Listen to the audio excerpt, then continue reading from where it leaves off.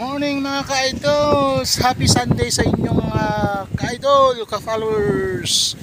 Ayan po tayo, nandito po tayo sa bukid mga ka-idol, mga ka-followers. Ayan po yung ginagawa ng mga kasamahan natin. Ito po yung sinatawag nilang naman na magpasugot.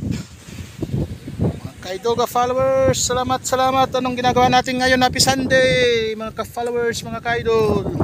Ayan po, naglalakad tayo sa tambak mga ka-idol. Ayan po, nilalakaran natin mga ka-idol, mga ka-followers.